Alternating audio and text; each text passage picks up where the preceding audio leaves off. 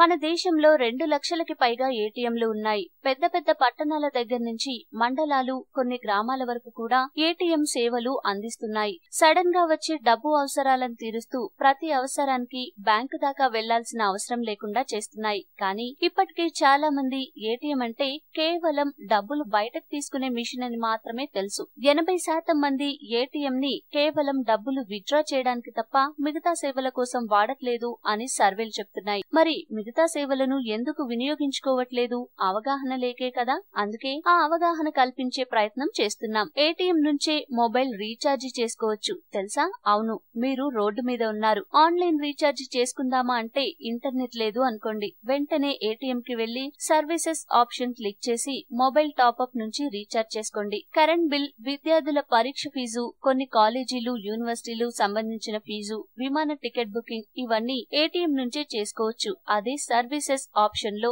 ఇవన్నీ దాగున్నాయి. మీరు cheque book కి అప్లై చేసుకోవాలంటే కూడా బ్యాంక్ దాకా వెళ్లాల్సిన అవసరం లేదు. మీ ఖాతాలో మీ అడ్రస్ కరెక్ట్ గా ఉంటే చాలు, ఏటీఎం నుంచే చెక్ బుక్ రిక్వెస్ట్ పెట్టుకోవచ్చు. ఇక కార్డ్ టు కార్డ్ ట్రాన్సాక్షన్ గురించి మీకు తెలిసే ఉంటుంది. ఒకే బ్యాంక్ కార్డు వాడుతున్న ఇద్దరు ఏటీఎం ద్వారా ఒకరికి ఒకరు డబ్బు పంపించుకోవచ్చు. మీ ట్రాన్సాక్షన్ అప్డేట్స్ కోసం మొబైల్ నెంబర్ రిజిస్ట్రేషన్ ఏటీఎం నుంచే చేసుకోవచ్చు. అలాగే ఉన్న మొబైల్ నెంబర్ ని మార్చేసి కొత్త మొబైల్ నెంబర్ పెట్టుకోవచ్చు.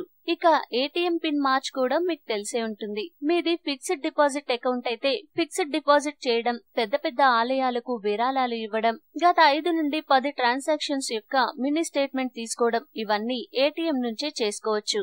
ఈ వీడియో మీకు నచ్చితే లైక్ చేయండి, అందరికీ షేర్ చేయండి, కానీ సబ్స్క్రైబ్ చేయడం మాత్రం మర్చిపోకండి.